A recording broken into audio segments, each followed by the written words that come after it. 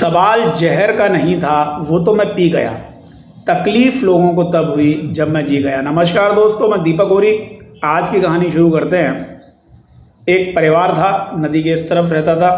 उसमें एक पिता, पुत्री और उसकी माँ थी। नदी के दूसरी तरफ एक बाबा जी थे जो तपस्या कर रहे थे। उनकी अपनी एक सिद्धि थी जिसे प्राप्त करने के लिए वो तपस्या कर रहे थे। इस परिवार का एक रूटीन था कि वो प्रत्येक दिन शाम को उस बाबा जी को दूध पहुंचाया करता था। बाबा जी की बस यही खुराक थी कि वो दूध लेते थे या कुछ जंगल के फल। बाकी पूरे दिन वो तपस्या करते थे। उन्हें नदी पर चलने की सिद्धि प्राप्त करनी थी। एकमात्र उनका संकल्प था कि वो तपस्या करेंगे और तब तक तपस्या करेंगे जब तक वो नदी पर चलने की सिद्धि प्राप्त ना कर लें। लड़की के पिताजी कहीं बाहर गए हुए थे। मौसम बड़ा खराब हो रहा था। लड़की की माँ ने शाम होते ही लड़की से कहा कि तुम बाबा जी को ये दूध दे आओ और कहो कि यदि कल घनघोर बारिश हो रही हो, जैसा कि मौसम संकेत दे रहा है, तो मैं नहीं आ पाऊंगी क्योंकि पिताजी नहीं है और मैं नदी पार नहीं कर पाऊंगी। लड़की, जैसा कि माता का आदेश था, गई। उन्होंने बाबा जी को वो दूध दिया और कहा कि बाबा जी, मौसम संकेत दे रहा है, यदि कल घनघोर बारिश हो रही होगी तो मैं नहीं आऊँगा। बाबा जी बोले, बस बेटी इतनी सी बात, लो मैं तुम्हें एक मंत्र देता हूँ, तुम इस मंत्र का जाप करके पहला पैर रख के देखना और धीरे धीरे आगे बढ़ना, तुम नदी पार कर लोगी। लड़की लौट के घर पे आई। उसने माता जी को पूरी बात बताई। माता जी थोड़ा सा उनको पूरा विश्वास नहीं हो पा रहा था, मगर लड़की को पूरा विश्वास था मंत्र के ऊपर। उसे बड़ी उत्सुकता हो रही थी कि कैसे नदी पर मैं चलूँगी। अगले दिन वही हुआ। मौसम खराब हो गया। सुबह से ही बहुत तेज बारिश होने लगी। नदी में बाढ़ जैसे हालात बन गए, ओवरफ्लो था।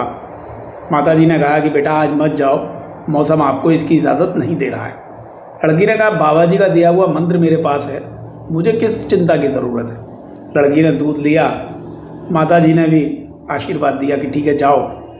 लड़की उस मंत्र को पढ़ते पढ़ते धीरे धीरे धीरे धीरे धीरे धीरे नदी पार कर गई। मैं बाबा जी के पास पहुंची।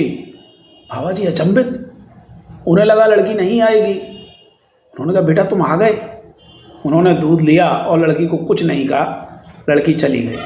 बाबा जी फूले नहीं समा रहे थे, इधर से उधर भाग रहे थे, नृत्य कर रहे थे। उन्हें लगा कि उनकी इतने वर्ष की तपस्या सफल हो गई। भगवान ने उन्हें आशीर्वाद दे दिया। नदी पर चलने का मंत्र उन्हें मिल गया। उन्होंने तो लड़की को यूं ही मन रखने के लिए ये मंत्र दे दिया था। उन्होंने कहा लड़की आएगी नहीं, हिम्मत ही नहीं कर पाएगी, और आएगी पहला कदम रखेगी, डूबेगी तो लौट जाएगी।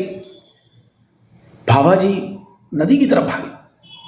वो मंत्र पढ़ते जा रहे थे, भागे जा रहे थे, और उन्होंने पहला पग रखा, दूसरा रखा, तीसरा पग, बाबा जी नीचे जाने लगे। बाबा जी फिर लौट के आए। फिर उन्होंने मंत्र जोर से पढ़ा, फिर प्रयास किया, लेकिन बाबा जी नदी पर चलने के लिए अभी जैसे तैयार नहीं थे। उनका मंत्र काम नहीं कर रहा था।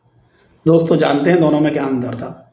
लड़की को एक क्षण भी अविश्वास नहीं था, उसे मंत्र पर पूरा विश्वास था, मगर बाबा जी को मंत्र पर विश्वास नहीं था।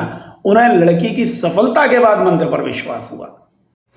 छोटी सी कहानी एक ही बात सिखाती है कि पहले विश्वास करना सीखो। कई लोग केवल विश्वास के बलबूते ही उन्होंने अपने बड़े बड़े व्यवसाय खड़े कर लिए। राइट ब्रदर्स को विश्वास था कि एक दिन प्लेन उड़ेगा। मात्र विश्वास के दम पर ही प्लेन उड़ने लगा। उसके पीछे उनकी कठोर मेहनत भी थी, लेकिन विश्वास पहली चीज थी। एडिसन को विश्वास था कि एक दिन कांच में से प्रकाश निकलेगा, तो बल्ब में से प्रकाश निकला।